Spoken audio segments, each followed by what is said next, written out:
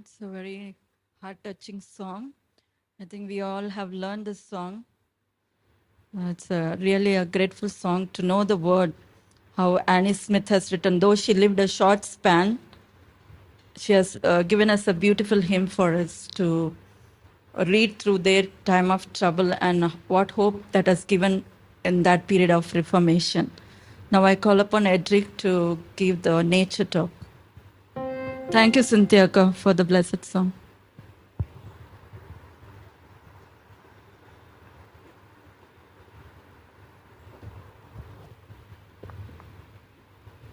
Good morning and happy Sabbath, everyone. It's nice to be with you all this Sabbath. So, for my nature talk, I just wanted to talk about a tree.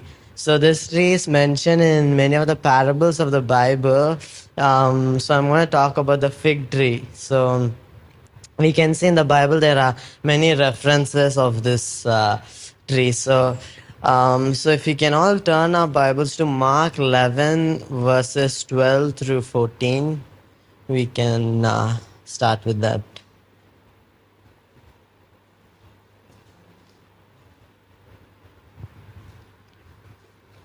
Can anybody read it for me?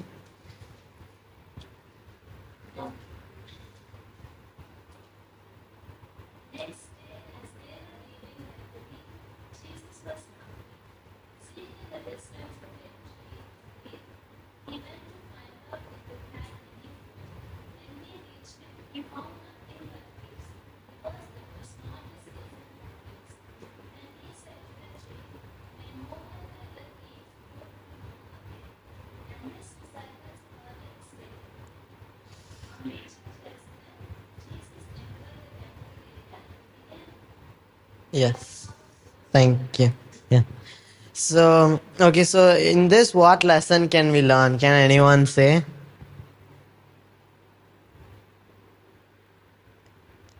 Okay, so we can see it's not just a story, it has a much deeper meaning. We can see, like, for example, like it says, if we, instead of the fig tree, if we take each one of our lives, if we take my life, and God expects something from us, right, in our lives, that we should show fruits. And the fruits means we can see the fruits of the Spirit or fruits of righteousness, which is to show others about His love and such as that. But when we don't live to show that fruits or something, we don't honor God. So in this story we can see like how God cursed that tree. God won't immediately curse us. He'll give us time in order for us to prepare, in order for us to change. But still, when we are in this earth, when we have this life, the life we have is to prepare for the life to come. But when we don't do that and show the fruits which we are supposed to, we can see that we will be destroyed. So this is one lesson we can learn from the fig tree. So we can learn one more lesson as well. If anyone can turn your Bibles to Luke 13 verses 6 through 9. Luke 13 verses 6 through 9.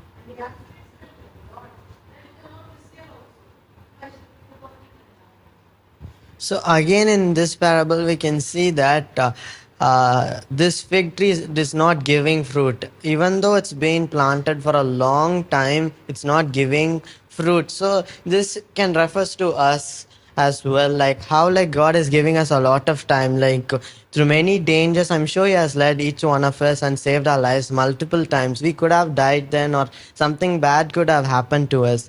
But why is God preserving us? We can see like the when the master came the man said like let it live for a little longer so it can show give fruit. So that's how Jesus, like, he speaks to the father, like, let my son or daughter, give him some more chances so he can change. And so that's the time which Jesus is giving us. And lastly, there's one lesson like we can generally learn if we read John 12 verse 24. John 12 verse 24.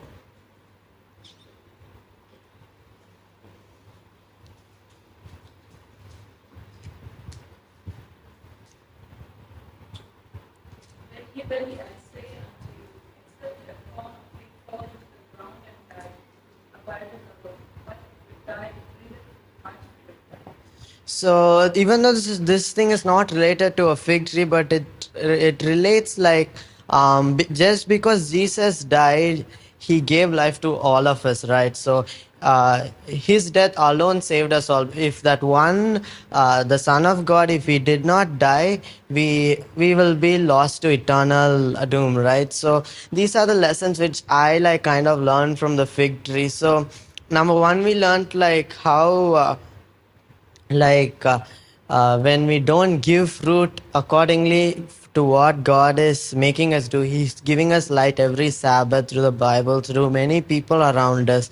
And when we don't heed by that voice and do that, at the end of time, and or in the at the end of our lives, when we stand before the judgment, we will be cursed, like how this fig tree was cursed because it did not show the fruit. And secondly, we learned like how, like, a certain man had a fig tree in his yard, but it did not show fruit, so it had to be destroyed. But yet the man thought, let it give it more time. So in the same way, even though the end of time is very near, God is giving us more and more time for us to change, because he's waiting with open arms if we will not come to him and be his child.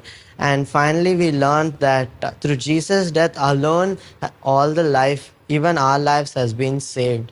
And we can see in Matthew 24, verse 32, Matthew 24, verse 32. It says, now learn a parable of the fig tree. When his branch is yet tender and putteth forth leaves, you know that summer is nice. So here we can see, like, when we see the fig tree, right, when the branches are tender, we know summer is near. So if we, instead of if we take the verse like when it's tender, if we look at the prophecy, like we all know, right, the prophecy of the last day. So if we look at that, many of the events point out to the end of the world. So when we look at all these things and see, we know that the summer or the end is nigh.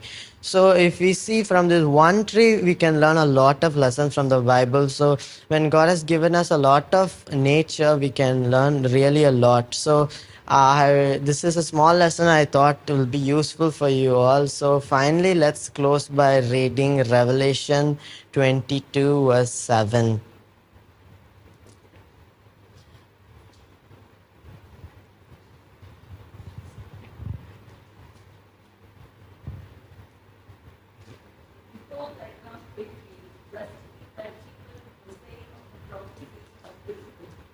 So if we saw the previous verse which says the time is near, so we know the time is near. Like, we have enough evidence. We look at the world, if we look at the Bible, in all aspects of our life, we can see that the end is near. And if we see this, like Jesus is again referring that he will come quickly. So when we listen to the prophecy and we keep what God says of the Bible, we'll show the fruits which God expects from us, and we'll be found in his kingdom. So this is my small nature talk. I hope you learned anything from it. Happy Sabbath. Thank you.